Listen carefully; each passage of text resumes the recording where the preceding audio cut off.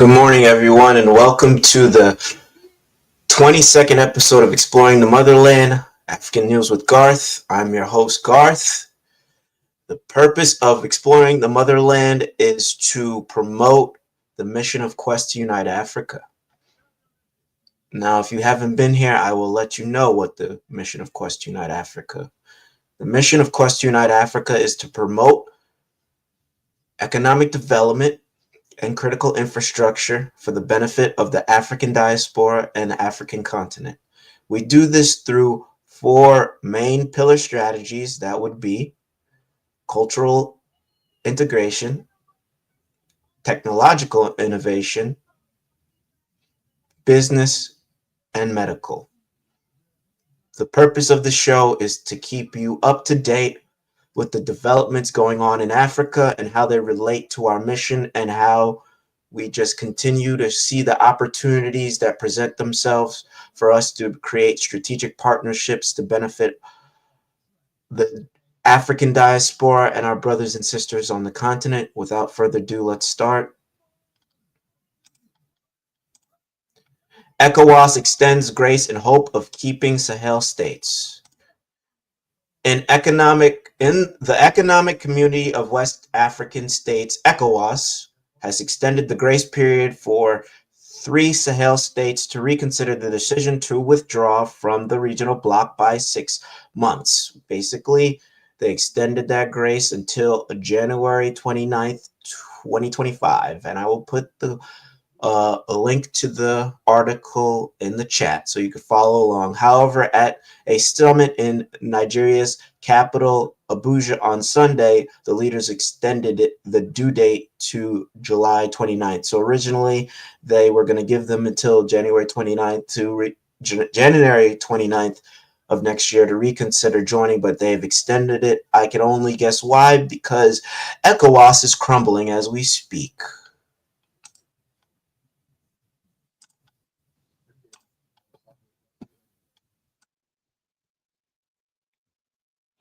And now let's turn our attention to West Africa, where regional unity is facing a threat.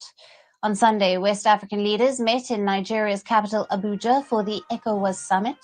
This gathering was seen as another desperate effort by the pro-West bloc to rebuild the broken ties. ECOWAS is West Africa's main political and economic group. It comprises of 15 members, but 3 nations have announced that they are no longer a part of the group. They are Niger, Mali, and Burkina Faso. Now, all 3 are military-led nations who have shunned ties with traditional partners after coups. In January this year, they announced their withdrawal from the pro-West bloc ECOWAS. Now, they accuse the bloc of being under the influence of foreign powers and of causing threat to its member states and its population. Earlier, they had formed their own separate alliance called the Alliance of Sahel States, or the AES. Under ECOWAS regulations, the quitting of junta states would have become effective by January 2025, a year after their initial announcements. Since then, ECOWAS has made efforts to convince the juntas to stay with the bloc, but so far all efforts have failed. At the summit in Abuja, the member states approved the official withdrawal date as the 29th of January, but in some last-ditch efforts, they extended the timeline to the 29th of July. The bloc hopes to use the 6-month transition period to convince the countries to return and for the juntas to rethink their decision. Countries will officially cease to be members of ECOWAS from 29 January 2025. The authority decides to set the period from 29 January 2025 to 29 July 2025 as a transitional period and to keep ECOWAS doors open to the 3 countries during the transition period. Though Niger, Burkina Faso, and Mali have agreed to the grace period, on the eve of the summit, they said their decision to withdraw from ECOWAS was irreversible. The nations held their own summit in Niger's capital of Niamey on Friday. They say exiting the bloc is in the best interests of their people. 3 West African states have announced that their withdrawal will not affect visa-free travel and residency among ECOWAS nations. The leaders say a decision had been taken in the spirit of friendship and to strengthen centuries-old ties among African people. However, ECOWAS chair and Nigerian President Bola Tinubu had warned that junta's decision could impact free trade, free movement of people, and could risk the losing of ECOWAS concessions. I call on all member states. All right, let me just pause and give my 2 cents. I mean, clearly, if you haven't been following what's going on in the Sahel, Niger, Mali, and Burkina Faso, they decided to cut ties from ECOWAS because ECOWAS has failed what they promised. They promised to help their security problem also while fostering economic trade. And the departure of these 3 groups exemplifies the major failure of the group. The coup of all 3 countries demonstrates that ECOWAS was unable to protect their borders and unable to protect their economic future. Specifically, there was a lot of jihadism going on in these 3 regions, and they have done further investigation to come to the conclusion that a lot of this terrorism and conflict and violence was contrived and, was, fostered by the French and other Western nations. So they were like, what's the point of staying in this block if you cannot provide security to our borders and you cannot, promise what you set to what your vision was. If you couldn't fulfill that promise, what's the point of staying in this block? And then Nigeria's president Bola Tinubu, who's another puppet, is saying that this is going to threaten freedom of movement and trade. But I mean, who? I mean, it's going to affect it in a bad way for ECOWAS, because more countries will see that ECOWAS is a complete failure and just a way for the Western nations to keep their thumb on the people of Africa, specifically in West Africa. All these nations used to be French colonies, and they had their independence, but really they didn't have their independence because they were under ECOWAS, and ECOWAS was just a way for the French and other entities to just be able to control whatever economic progression they wanted them to have. Also, it was just a way that they could just, have a way to still influence the sovereignty of these nations. So there was no real progression. So they all smartened up and came together and created the AES and said, okay, let's do what we actually want. Let's actually do something and, put our people first and seek sovereignty and stop dealing with other Western nations, specifically French, hence the title, Vive la résistance in Afrique. And let me keep on playing the video so I can gather my thoughts to give more insight. To redouble their efforts in ensuring that decision reached here translates into tangible benefit for our citizens. Senegal's President Bassirou Diomaye Faye, who has been appointed as a mediator with the breakaway states, was among those at the summit. He had said last week he was making progress in talks and that there was no reason for them to not maintain relations, especially given the security situation. Niger, Mali, and Burkina Faso have been facing an Islamist insurgency for years. Before coups in their respective nations, these nations were close allies of former colonial power France and other Western nations who were helping them to counter terrorism. However, after the military takeovers, these nations have ditched the West and have turned to Russia for security and aid. On the other hand, the leaders of several ECOWAS member states have been accused of being puppet states of the West. As tensions have spiked after a series of military takeovers in West Africa, ECOWAS has since softened its position. However, member states remain split over the course of action to deal with the military governments. Of course, they changed their stance because they are crumbling, and this is what you call desperation. Vive la résistance in Africa! Formation of new alliances.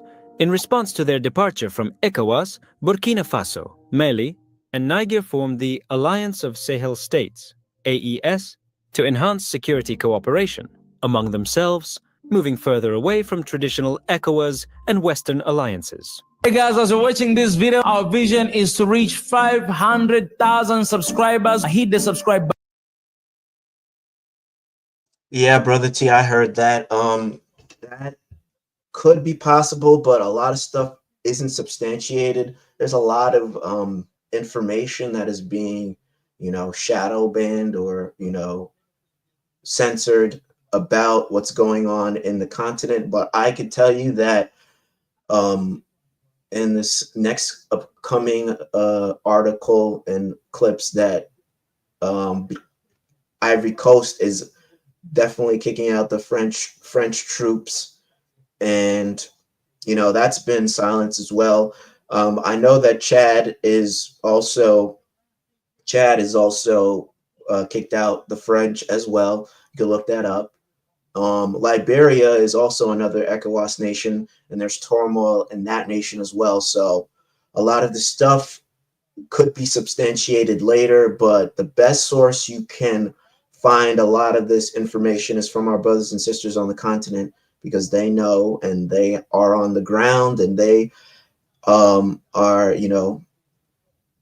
they know what's going on in their countries, and they know what the government is doing, and what the leaders and the legislation is doing in order to silence whatever progress is being made. Whereas Niger, Burkina Faso, and Mali are now realizing that they need to get rid of Western news, Western media outlets in order to control the flow of information and to restore faith in the government between its citizens. But I'm getting ahead of myself. Let me play this brother's video. Button, join membership to support our channel, join Patreon and PayPal. All the links are in the description. Do that to stand with us for this beautiful cause of One Africa right now. We do not forget to sign up for the petition. The link is down below. Appreciate it. Thank you so much.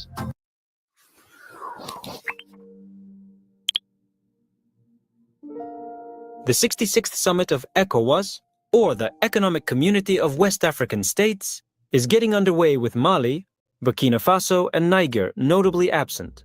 These three coup-hit nations have severed ties with the bloc, accusing it of unfair coup-related sanctions. Chairing the meeting is Nigerian President Bola Tinubu.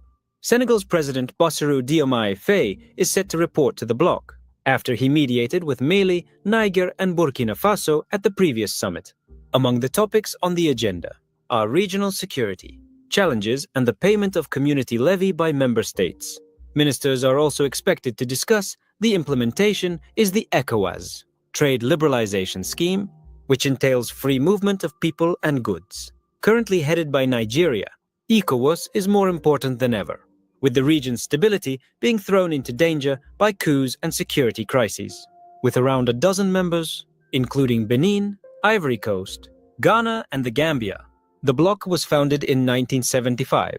It has since become the region's leading political authority. On January 28, 2024, the military juntas of Burkina Faso, Mali, and Niger announced their immediate withdrawal from ECOWAS. They cited several reasons for this decision. Foreign influence. The juntas accused ECOWAS of being under the influence of foreign powers, particularly France, which they claimed had led the bloc to betray its founding principles. Sanctions. They criticized ECOWAS for imposing what they described as illegal, illegitimate, inhumane, and irresponsible sanctions in response to the coups. These sanctions included economic, political, and financial penalties, lack of support against terrorism. The juntas also argued that ECOWAS failed to assist them in their fight against terrorism and insecurity, which they see as existential threats, formalities, and legal implications. Under the ECOWAS Treaty, Article 91, a member state wishing to withdraw must give written notice 1 year in advance, during which they must abide by the treaty's provisions. However, the juntas declared their withdrawal without delay, bypassing this protocol. Their departure was thus seen as a unilateral and immediate action, though ECOWAS maintained that the formal process would still require the 1 year notice period. ECOWAS response. ECOWAS responded by stating that it had not received formal notification of withdrawal, emphasizing that Burkina Faso, Mali, and Niger remained important members. The organization expressed a commitment to finding a negotiated solution to the political impasse, indicating a desire for these countries to reconsider their decision and return to civilian rule. Impact on regional integration. The withdrawal was seen as a significant blow to ECOWAS's regional integration efforts, especially concerning trade, free movement of persons, and security cooperation. The three countries together account for a substantial portion of ECOWAS's population, land area, and economic potential. There were concerns about the economic consequences for both the exiting countries and the remaining ECOWAS members. For instance, the cessation of free movement could have severe impacts on trade and the economies of all involved nations. Formation of new alliances. In response to their departure from Okay, pretty much basically what was said before. It's an existential threat to ECOWAS because they no longer have, that region of the Sahel, which is important because all the good minerals, uranium, gold, and a couple more that aren't coming off the top of my head. That's why ECOWAS is shook, because there's a lot of gold and uranium in the Sahel, and those three countries were vital partners and member states to that goal and to that trade. And now that they smartened up and realized that they weren't, securing their borders or promising those things, they left. So now there is no consequence. There's just, growth and progression from here on out, because they, culturally engaged with one another, basically just finding out what what's the word? I'm not going to say average citizen wanted for their economic future and the development of the country. And they were like, okay, we need to get these people out of here in order to achieve that. So that's that. And Brother T, yes, absolutely. That's exactly where I heard it from, our family on the continent. As also I saw morning that Ghana is in the process of passing an anti-law. Yeah, I mean, also I know the president of Ghana is going to also he's trying to create a anti-corruption task force to breed out all the corruption in order to stop all this distrust of the government, which is a good initiative. We'll see what that pertains and see how that matriculates. All right, and the next story: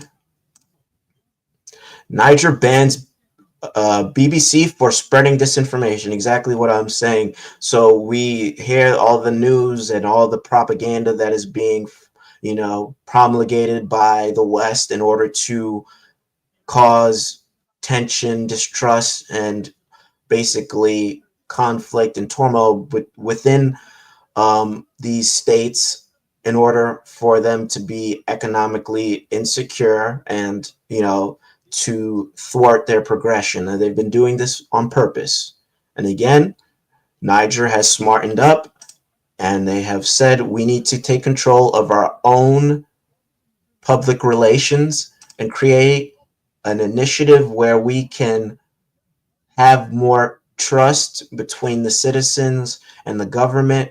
And, that starts with creating a way that includes all the relevant stakeholders within the country as it pertains to important updates, maintaining a positive public image and trust in the government's actions. That's how you create a country and create an initiative and a goal that brings the citizens and all those together as they all have one common goal: to see the country thrive.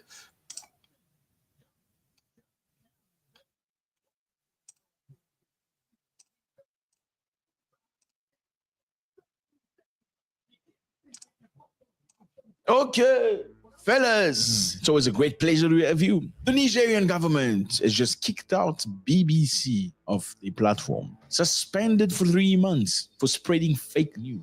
Unacceptable.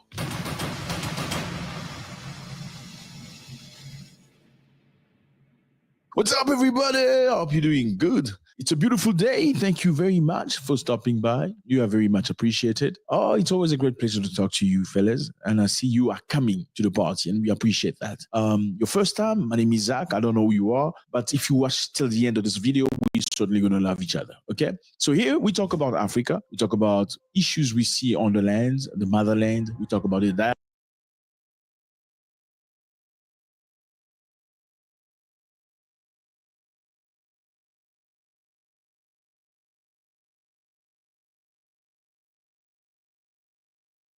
Diaspora. We talk about many things, okay? So you're the Caribbean, you're from America. If you want to know what's happening in the land, you are at the right place. Absolutely. You're going to have fun. You're going to enjoy ourselves. And I appreciate you, Yeah, so today we're talking about Niger. Here's Niger. Niger's here. Beautiful place, lovely people, but very hot. I always tell you this because, I've experienced most of these countries. And I can tell you, you're probably not going to survive Niger if you come for the very first time in Africa. Rather go to Kenya or South Africa or maybe Ghana, there's a bit of a wind from the ocean. You're going to feel good. But Niger is very hot, but the good are very good too. Anyway, so Niger has kicked out the BBC. You know what the BBC is. The BBC is the broadcaster from the United Kingdom. They talk about many things. Why have they kicked out the BBC? Because BBC has been spreading what Niger call fake news. And what exactly happened? The Niger government has suspended BBC for 3 months, accusing it of spreading fake news that could destabilize social peace and demoralize troops fighting jihadists. Now, what does that mean? It means BBC spread the news about jihadists unaliving soldiers in mass. Let me give you context. So Niger is this beautiful country that has been riddled by terrorism for quite some time, okay? There was a bit of a misunderstanding amongst the people, but then something drastic happened. The Nigerian government is very much sought for by many countries in Europe, specifically France, that used to control Niger for many, many years. They colonized Niger as well as all these French-speaking countries. Now, it came a time you need to have leverage over these countries. So let's create problems so we can offer solutions to these Africans. You know what I mean? Let's sponsor these criminals so they can create mayhem, and we can offer a solution against the criminals. That's exactly what happened. Like I said, this brother gets it. Order out of the chaos. Let's pretend that we're gonna help them, but also let's pretend that let's stoke a lot of turmoil and spread misinformation. That's how you topple a country and keep it in submission. But that's neither here nor there. Per many experts. So France was stationed in many of these African countries looking to provide service. With service, we're going to chase these terror people for you. Got me? Yeah. That was the plan. Until these 3 guys came along. This is the president of Niger, this one is the president of Burkina Faso, and this one of Mali. These are brand new presidents. They came into power not through elections. They came through power. They kicked away the previous president. Why did they do that? They did that because the previous presidents were still cooperating and working for the interest of Europe, not of the people of Africa. Now, these 3 presidents are revolutionary. They have come to change things around for good. So they are not liked very much. As you can understand, when you have French government sending soldiers in your country to fight terrorists for a long time, But 10 years later, these terrorist groups are still in the country and strong and healthy. Do you continue using them? I mean, like I always say most of the time, if you go to a doctor because you have a stomach hurt and the doctor gives you tablets and you drink tablets for 3-4 days, you still have issues. Are you still going to go to the same doctor? No, you're going to go look for another doctor. That is exactly what the three countries did. They turned away from France and went to Russia looking for help because they feel like they can trust Russia much better. Why would they trust Russia? Because, well, you know, during colonialism, when Europeans came to Africa to steal, Russia never came to Africa to steal. So if you want to know what somebody would do to you in the future, you most likely need to look back in the past, in what they've done in the past. Anyway, let's get back on track. Now, the BBC, TV24, TFA, and all these other, they work for European countries. They come to Africa, they spread the news. As you would know, the news is usually oriented towards one interest. And obviously, when you kick out French soldiers off your land, the French news outlet is not going to praise you for doing that because they are most likely working for the interest of France. They're going to say you've lost your mind by kicking our people away because your people will not be able to defend themselves against these dangerous people. As this is progress and Niger is trying to fight back and get back its country, same for Mali and Burkina Faso, a situation happened where BBC spread the news saying that a group of people that are not nice unalive government soldiers. The news went through everybody. So everybody got the news, as well as military got the news. And as you can think about it, when you say that these bad people are unaliving government soldiers, what kind of message are you transferring to other soldiers? They feel fearful, So that's exactly the reason why the Nigerian government say, you know what? You are spreading false news. Whether it's true or not, it's not for you to spread the news. So thank you very much for being here.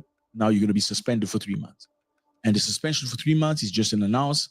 If you continue doing this way, we're going to suspend you forever or for a long time, like we've done with other outlet. The Nigerian government has suspended BBC for 3 months, accusing it of spreading fake news that could destabilize social peace and demoralize troops fighting jihadists. You don't want to demoralize the troops. Nigerian Minister of Communication, Rali Sulu Muhammad, announced the decision will take effect immediately. What's the program on BBC? The BBC program includes in Hausa. Hausa is the most spoken language in Niger, and French are the broadcast in the country through local radio partners, and they reach out to 2.4 million people. Just imagine telling 2.4 million people that your army is not strong enough because these other people are unaliving them really bad. Are you planting courage or fear? So the Nigerian government did not say what was the issue, but in reality, they say apparently, this is BBC explaining, and this has come from the BBC. They say about 91 soldiers were unalive, and Niger doesn't like that. Now, let me put it into perspective for you. Okay, so in Burkina Faso, BBC was also suspended for the very same reason. They like to report about these bad guys, these terror good guys, you know what I'm saying? And they only report about them when those people are doing damage to the country. So in other words, it's a way of saying your army is not very much capable of protecting you. Look at what they're doing to you guys. So these countries stopped them. Burkina Faso suspended them. Mali suspended them. Now Niger also suspending them, saying it's not for you to bring this message across, whether it's truth or not.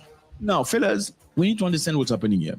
Malcolm X said something very interesting back in the past. He said the media is the most powerful entity on earth. They have the power to make the innocent guilty and make the guilty innocent. And that's power because they control the mind of the masses. The press is so powerful in its image-making role, it can make the criminal look like a little victim and make the victim look like he is the criminal. Now that's very interesting. It still makes sense today in 2024 after Malcolm X is gone. So is it important that you stop a news outlet from expressing it? Is it dictatorship? Is it bad? Is it the beginning of being nasty, as a country, a dictatorial country? Let's check this very quickly. Let me just remind you here, fellas, that you remember RT-TV, the Russian outlet. It used to broadcast all over Europe, right?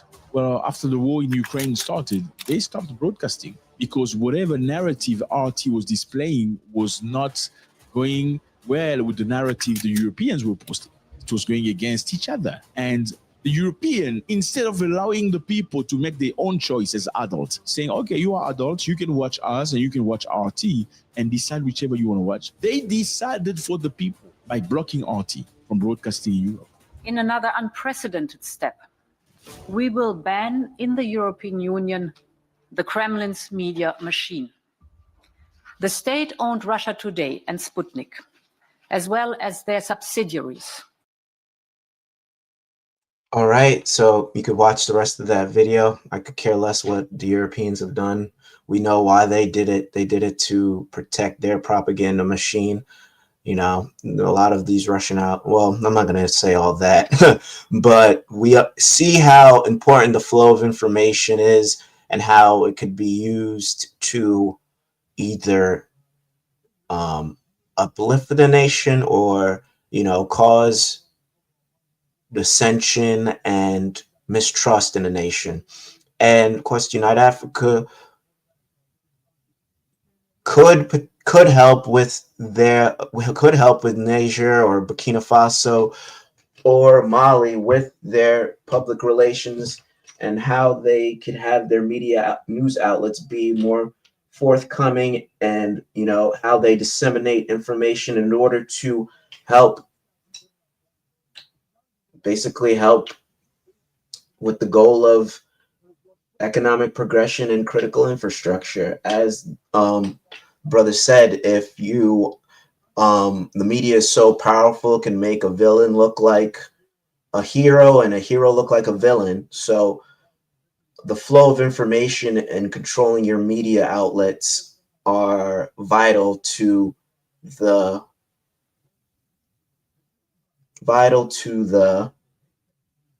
growth of a nation. And that's literally what the Alliance of Sahel states have done. They decided to ban them. I'm pretty sure they are going to say au revoir permanently to these outlets because they see what's going on, and they have seen there's no change. They see that these Western outlets have not done anything to help their problem. So why continue doing business with them? Why continue and allow them in your country if all they've done is stoke dissension, turmoil, conflict, and violence? Should I show the? I'll show a partial bit of this other video, and I'll put it in the chat as well. Niger has thrown down the gauntlet against Western media, suspending the British Broadcasting Corporation for 3 months. See, this is just an example of how we have to create our own news outlets, and we can, and how, the spread of information and us coming together to show our image of, us as the diaspora, as an African diaspora and the African continent, how we could spread our own news and, take control of our own image so we can then strengthen our trust within one another and our sovereignty. This is all cultural engagement. Over what it calls false information aimed at destabilizing social calm and undermining troops' morale. In a move that has sent shockwaves through media circles, Niger's communications minister, Raliou Sidi Mohammed, announced the decision in a statement on Thursday, accusing the global news giant of fabricating reports about a terrorist attack near the border with Burkina Faso. But is this a justified defense of a national sovereignty or a calculated strike on press freedom? The controversy centers around a BBC report claiming that gunmen killed more than 90 Nigerian soldiers and 40 civilians in 2 villages near the Burkina Faso border. Niger's government has vehemently denied that such an attack occurred, labeling the report as false and inflammatory. In his letter to local radio stations that rebroadcast BBC content, Communications Minister Sidi Mohammed ordered the immediate suspension of all BBC programs, calling their coverage of the alleged attack not just misleading, but harmful. BBC broadcasts false information aimed at destabilizing social calm and undermining the troops' morale, he said. With the BBC remaining tight-lipped about the accusations and its suspensions, one must wonder, does silence from such a reputed institution signify guilt? Or is it a strategic pause in an unfolding media storm? Adding fuel to the fire, French broadcaster Radio France Internationale also reported the same death toll in the purported attack. Niger has not taken kindly to RFI's reporting either, threatening to file a legal complaint for what it described as incitement to genocide. This marks an intensification of the government's battle against Western media narratives, particularly from nations it views with increasing suspicion. In a region already strained by decade-long insurgents, are these accusations of media incitement another layer of conflict that the region cannot afford? Niger's grievances against Western media have deep historical undertones. In recent years, the country, alongside its neighbors, Burkina Faso and Mali, has seen a surge in activity from groups aligned with Al-Qaeda and Daesh. Following regime changes in all 3 months, anti-French sentiment has boiled over, resulting in the expulsion of French forces. Could this latest action against the BBC and RFI signify a broader shift, one where these nations are actively pushing back against perceived neo-colonial influences, not just military, but also in the media landscape? Niger's move raises critical questions about the balance between national security and the freedom of the press. Is the government protecting its citizens from misinformation, or is it stifling dissent and criticism under the guise of combating fake news? Critics argue that Niger's stance could set a dangerous precedent, where governments in volatile regions might feel emboldened to silence dissenting voices under the pretext of combating false narratives. On the other hand, defenders of Niger's decision point to the responsibilities of global media outlets. If the BBC indeed published unverified or exaggerated reports, doesn't it risk inflaming tensions in a region already teetering on the edge? At what point does journalistic freedom cross the line into irresponsibility?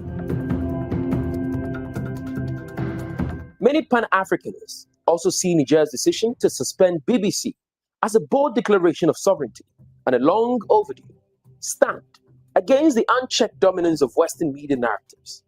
By halting BBC broadcasts and calling out false reports that could destabilize the nation, Niger is sending a clear message. African nations will no longer tolerate misinformation disguised as journalism. This move demonstrates Niger's resolve to protect its social fabric, morale, and dignity from external forces that often seem more invested.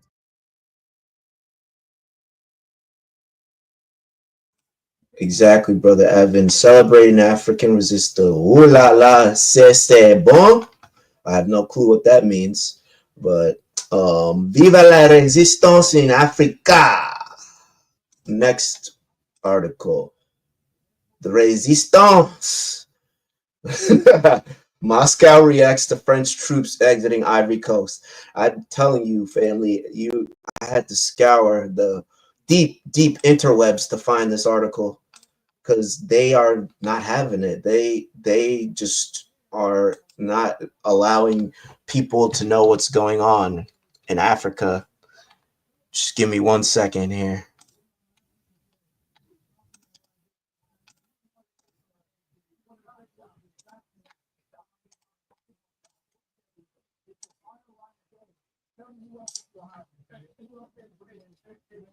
And there is the link to the link to this article. France is set to hand over its largest military base on the Gulf of Guinea, Port Boyal, located southeast of Abidjan, Ivory Coast's former capital, to the local authorities. The expected withdrawal is being portrayed as a significant step for the country to regain control of its own defense installations. Basically, this is just a broader event. This is just credence to what is going on, the cultural shift of African nations no longer doing strategic partnerships with the West, specifically French based, obviously, Vive la résistance. They see no more benefit in doing business with these nations, specifically French. They made a strategic partnership to allow military bases in their nation to protect, again, jihadism. And as they have seen, Ivory Coast has seen, they've seen the alliance of Sahel states. They've seen how they've thwarted and took control of their borders by kicking out the French and, them controlling their sovereignty, and also how they've been able to successfully fend off jihadism. And they saw that shift once they got rid of foreign entities within their borders. So now you know, they're going to do the same. And this article is basically, I'm not going to go off the spin of what Moscow is saying. It's just that Moscow is the only people who are reporting it. Like we saw earlier, it's just funny how information is being spread in other areas, but it's not being spread it's not being spread through Western outlets, but I could find it, you know, in other countries that are, you know, a lot more, what's the word, impartial. And basically, the article states how the Senegalese president also has said that the French military bases are incompatible with the country's sovereignty, and he announced that there will be no more bases. I mean, there will be no more French soldiers in their countries.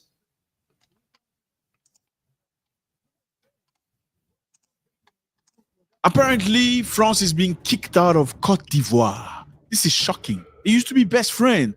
Unbelievable. Many African countries are turning to Russia for imports of grain, as opposed to France that used to provide in the past. Unbelievable. Ghana has a brand new president, fellas. John Dramani Mahama. You're going to find out very quickly why this is important. And in Rwanda, yes, they're going to have Formula One in Rwanda. Yes, that's stuff that you see on Monaco and stuff like that. Now in Rwanda, you can sit down and watch Formula One live. Unbelievable. What's up, everybody? I hope you're doing good. It's a beautiful day. Thank you very much for choosing us again. Your first time, please click on the button, subscribe. So today is a colorful day. It's beautiful. I have some lovely pants. I'm not sure you're going to see it, but let me stand up so you can see it. I'm killing it, baby. I'm killing it. Let's go. Okay, so Moscow has reacted to French being kicked out of Côte d'Ivoire. I know, fellas. This is crazy. France is set to hand over its largest military base in the Gulf of Guinea, Port Bouet. This is going to be handed over to the local authorities. The expected withdrawal is being portrayed as a significant step for the country to regain control of its defense installation. This is crazy, fellas. You see how African countries are very slowly starting to push France away. I mean, it started with Niger, Burkina Faso, and Mali, then followed through with Chad, and it's going and going. Senegal. I mean, something is happening here. Côte d'Ivoire is supposed to be best friend with France, because many people believe the president of Côte d'Ivoire is just there is because of the French. You know, it's crazy. Earlier this week, 2 French fighter jets flew out of Chad's capital, marking the beginning of France's withdrawal military equipment and 1,000 soldiers. So for context, France has ruled many of these countries. As you can see on this map, these are African, France-speaking countries. They speak French in those countries. Matter of fact, you go in that country and you don't speak French well, they look at you some type of way. Yeah, they look at you. I mean, that brother's not lying. Trust me, when I went to Burkina Faso, like, so, like, it's like let me look at you sometimes. If you didn't speak French, it only happened to once. Most of the people there were friendly and great, and I had a translator, but I remember when I was at the airport, right? And one of these brothers like, no, I don't speak French. And then he looked at me like I had 12 heads. But he's not lying, but that's neither here nor there. Funny, like you're not intelligent. Anyway, France in the 1960s, at the end of the colonialism, they retreated from these countries, but they left their soldiers. And many of the soldiers remained there since the 1960s. And later on, some of the 4 soldiers obviously came and went, but the force has been there. Now, very slowly, African countries are saying, okay, it's maybe time for you to leave. Yeah, we can't do this. So Chad terminated its defense cooperation agreement with France lately, from which it gained independence in 1960. Burkina Faso, Mali, and Niger, and all former colonies, now military leaders, have also severed the defense agreement with France. And France is not happy about that. And trust me, Russia is rejoicing about this. Why? Because France has given weapons to the Ukrainians, and France is not happy that Russia is coming into Africa. So they're fighting for power. Considering the situation and the counteroffensive led by Ukraine, I decided to increase the deliveries of weapons and equipment and to provide a long-range missile capacity to Ukrainians.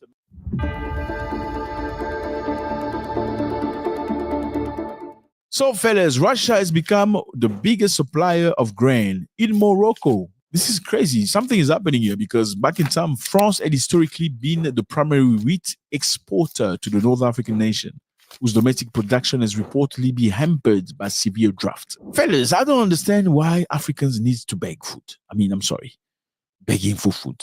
Maybe not begging for food. It's harsh as a word. But why can't Africans grow their own wheat again?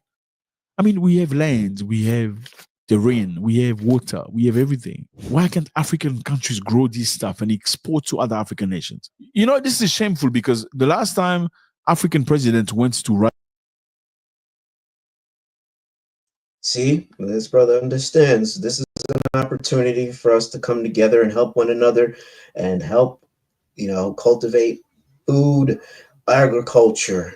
But that's neither, well, I'm going to say not, that's neither here nor there. That is exactly what's going on. There's a shift and an opportunity for us to work together as Africans throughout the diaspora and on the continent. I mean, the time isn't riper than ever. I mean, it's pretty exciting what's going on. And let me play a little bit more of the video because, again, they're really hush-hush about this Côte d'Ivoire, kicking out the French. And Brother Ivan, thank you. C'est bon means that it's good or great, I believe. Oh, well, I have to work on my French after, visiting Burkina Faso. But I knew Vive la Resistance, long live the resistance in Africa, au revoir, goodbye, and bonjour, hello, but this isn't a French lesson. Let me go. Russia, trying to bring together Russia and Ukraine to find a solution. Remember where the delegation of the South African president was blocked in Poland. They were kept in the plane for 24 hours. No PC, no going to the toilet. Okay, I'm sure you can go to the toilet in the plane. But anyway, it's probably stinking after 24 hours, because they wanted to go through them. They are delaying us, right? They're putting the life of our president in jeopardy because we could have been in Kiev this afternoon already, right? And this is what they are doing. And I want you guys to see this, right? Our races, when we started to open the packages, right? They wanted to rush, right, to confiscate our firearms. That's why we had to put it back. You know what happened later on? There was a Ukrainian person that said the reason why Africans went there is because they need food. This problem between Ukraine and Russia is well beyond Africans. They cannot resolve it. It's not for them to resolve. They're there because they're looking for food. They're looking for export from Ukraine and Russia. The African delegation had no goal for settling the conflict or finding a solution. Obviously, this is not their task. It's not on their level or their competency. They just want to be on the information agenda and resolve their own issues, like increasing the amount of resources they receive primarily from Russia, including food supplies. The most important thing that they had to do was the information task in favor of Russia, by saying they don't see any missile in the Yes, Team True, bon voyage. That one's a good one too. All right, let's keep on going. Oh, what do you know? Another ECOWAS nation in turmoil as the people are mad. They're tired of the corruption going on in Liberia. Liberia Parliament building catches fire as protests enter a second day. Emergency services in Liberia were tackling a fire in the Parliament building on Wednesday, which broke out as opposition protests spilled into second day. Authorities did not immediately confirm the cause of the fire in the capital of Monrovia. President Joseph Boakai, who visited the scene and ordered an investigation into the incident, condemned the wanton destruction in this country. The protests being held against moves to remove the parliament speaker who faces accusations of corruption. The demonstrators are calling for the president to step down. The protest came after months of tension over whether the Speaker of Liberia's House of Representatives has has you know, done anything corrupt, for lack of a better word or term. But let me play the video. This is directly on the ground of what's happening in Liberia. Let me also put the article for this link as well.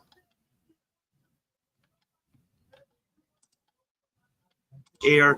Oh, excuse me. What am I doing here? So again, if you are following us,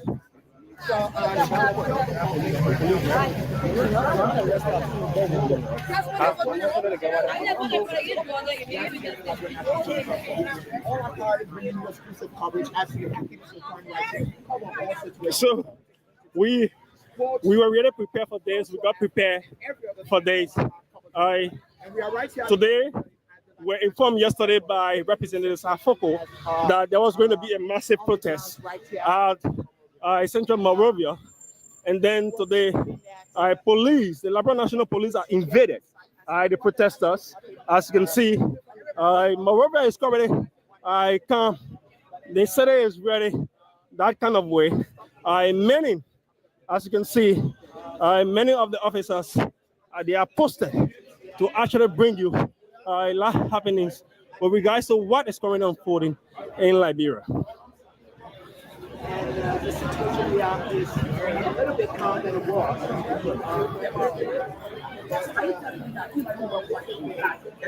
That actually came from the mindset of the police. Are you serious on that? Exactly. You've been one of the veteran journalists. Can you try to provide some update as to what led to the brutality between the police and the protesters? One fight, this war actually circulating around Liberia. That today happened to be a peaceful march back at peaceful citizens of Liberia. So, just to, you know, further drive this home, Liberia is an ECOWAS nation, so the people probably understand what's going on and see what's going all throughout West Africa, and they probably know some stuff or have found out that the government isn't doing its job, and it's not in favor for them.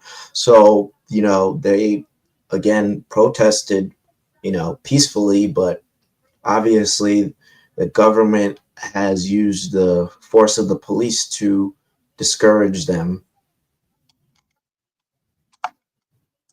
And the police get the mindset what people emerge themselves to come out to showcase their right. They actually get the mindset that they are coming for a protest. So are you simply trying to say that the police actually stopped them vehemently from actually, you know, taking up a peaceful march? Yeah, exactly. So I interacted with one of the police and saying that they were there escorted by their bosses, whenever an individual, common or whosoever, get on that white and black, definitely they are all protesters. So, guys, we are moving up again. It seems like something terrible is definitely happening today. So we are really busy up. So we will definitely bring you all of the happenings, all of the major happenings today.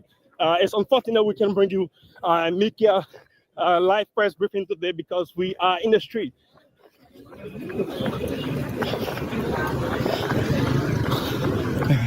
Sure. Liberia has now turned into a protest zone. What's up, brother? Liberia has turned into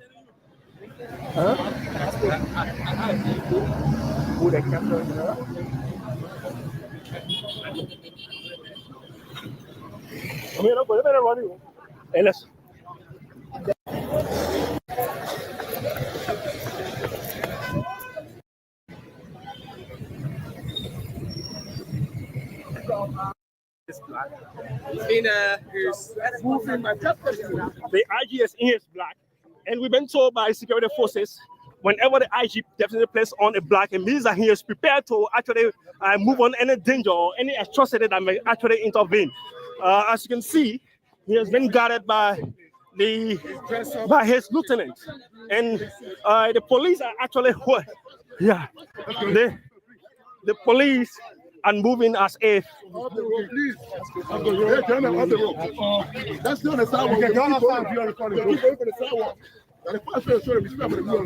So as you can see, the police himself is meditating.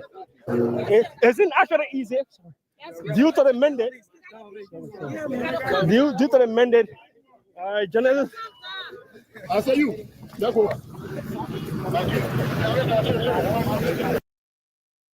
All right, you could watch the rest of that video.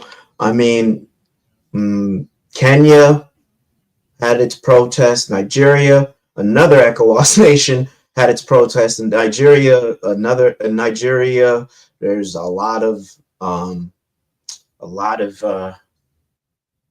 strife going on there because the people are living in poverty.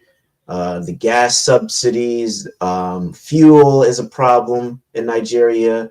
Their electrical grid is a problem as well. I mean, hey, and this is an ECOWAS nation. I mean, all these ECOWAS nations are, facing a lot of, for a lack of a better term, economic strife and insecurity. So obviously, ECOWAS has not done its job to, create economic progress nor help develop these countries' critical infrastructure. I mean, this is a growing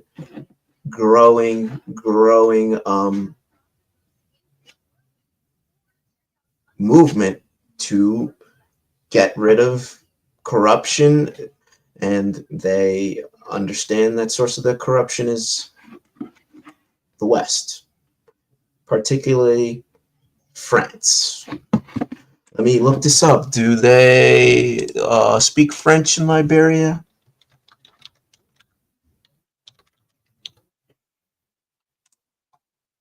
They speak English, okay. But still an ECOWAS nation nonetheless. And for the last and final story, and also family, if you like this broadcast, if you want to help out, you could hit that $sign and send a gift sticker or super sticker gift comment or whatever. I think that's what you call it, and help support this channel, and we will continue to keep you abreast of what's going on and why it's so important for us to start to come together and work with one another. DR Congo sues Apple over blood minerals. The Democratic Republic of Congo has filed criminal complaints in France and Belgium against subsidiaries. Belgium is another French nation, basically an extension of France, against subsidiaries of the American tech giant Apple for allegedly using minerals looted from the country's conflict regions in its supply chain. International lawyers representing the Central African nation announced the move on Tuesday, arguing that Apple is complicit in crimes committed by armed groups controlling several mines in conflict-torn eastern DR Congo. The Democratic Republic of Congo sued Apple in France and Belgium Monday. It accused the firm of being complicit in the conflict minerals trade. Congo in Central Africa is a major source of tin, tantalum, and tungsten, the so-called 3T minerals used in computers and mobile phones. But some independent mines are run by armed groups. The UN says they've been involved in massacres of civilians, mass rapes, and other crimes. Lawyers for the state of Congo argue Apple uses minerals pillaged from Congo and laundered through international supply chains, which renders Apple complicit in crimes. The tech giant says it audits suppliers, publishes findings, and funds bodies that seek to improve mineral traceability. Its 2023 filing on conflict minerals to the U.S. Securities and Exchange Commission said none of the smelters or refiners of 3T minerals in its supply chain had financed or benefited armed groups in Congo or neighboring countries. Now, these are thought to be the Congolese state's first criminal complaints against a major tech company. The allegations ranging from covering up war crimes to the laundering of tainted minerals and deceptive commercial practices don't only target Apple's European subsidiaries, but the group as a whole. Central to Congo's complaints are its criticisms of a metals industry-funded monitoring and certification scheme, ITSCI, which helps companies like Apple perform due diligence on suppliers of 3T minerals from African countries. Lawyers say Apple has been using it as a fig leaf to falsely present its supply chain as clean. Sure.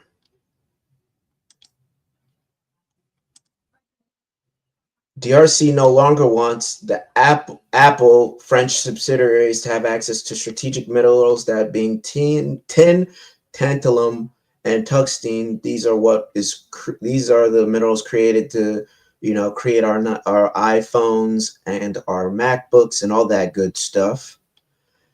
They accuse Apple of looting from countries' conflict regions, causing a cycle of violence and funding of these conflicts by the militias and terrorist groups that then also have enforced child labor and environmental devastation. The DRC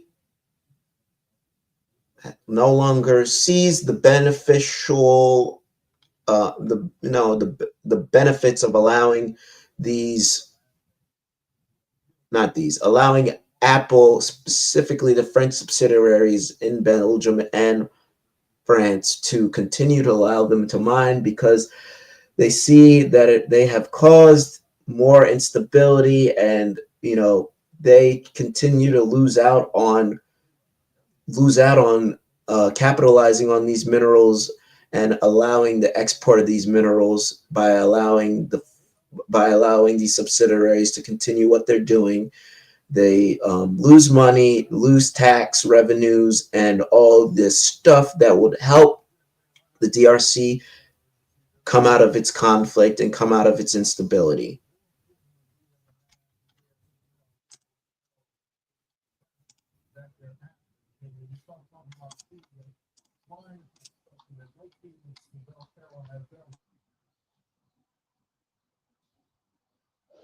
And now let's turn our attention to the Democratic Republic of Congo, a country in Central Africa that has dragged the world's biggest tech giant, Apple, into a bitter legal battle. Now, DRC has filed a criminal complaint against the iPhone maker for using minerals that it says are tainted with blood.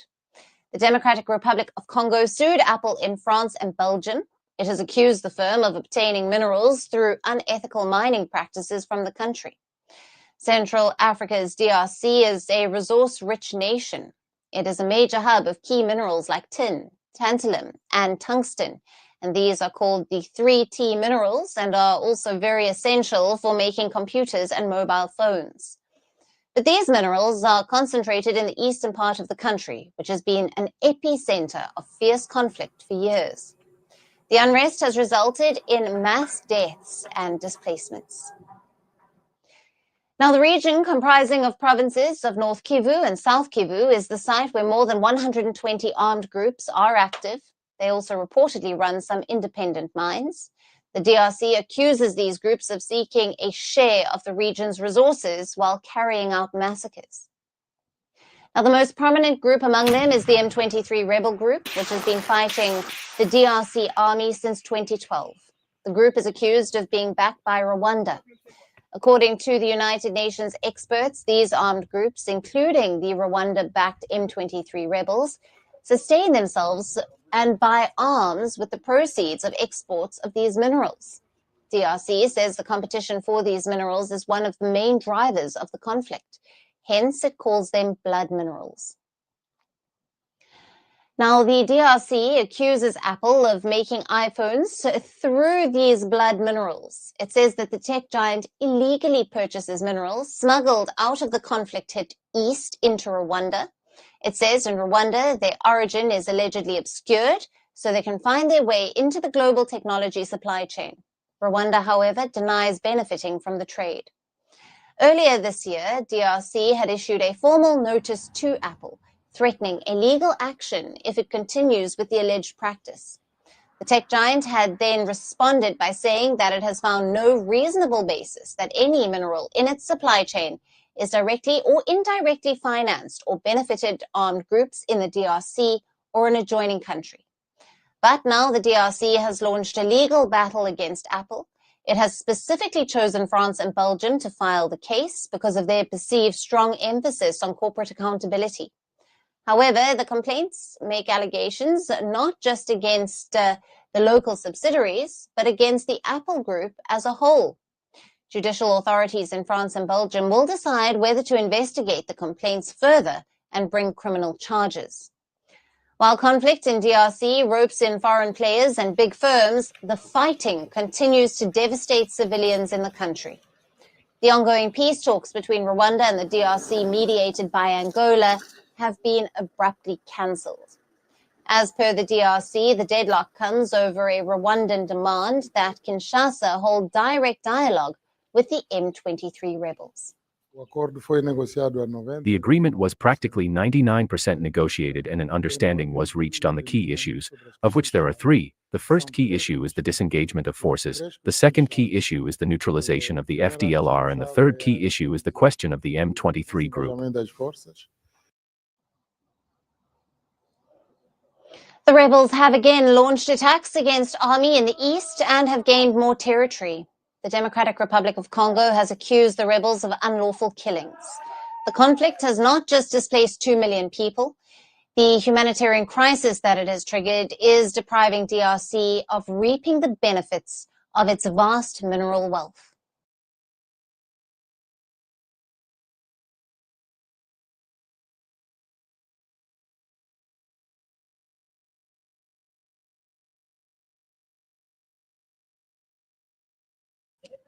All right, so how we help the Congo is creating a mining initiative that allows them to basically combat illegal mining and stop criminal activity. You could do this through satellite imaging, community engagement, providing more legal mining alternatives for the communities, and educating on them of what the consequences of illegal mining does to the country as a whole, just not on an individual scale.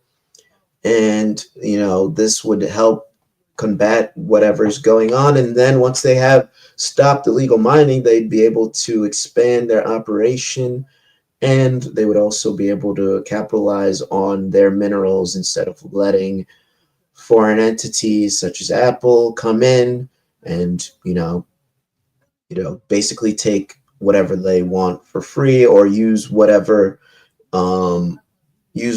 insurgency groups or whatever, you know, militia. I don't want to go into that too much because it really isn't the scope of, you know, the message. Is just knowing that they have seen the corruption and they've seen that the business going on in the DRC is not beneficial to the population, and they are doing something about it. All right, this is all I have. I hope everyone enjoyed the show. I call BS. Apple knows, and they are hiding behind legal maneuvering. Must expose these devils. I cannot disagree. So, family, enjoy the rest of your day and your weekend and your Shabbat. Shabbat Shalom. Vive la résistance in Afrique.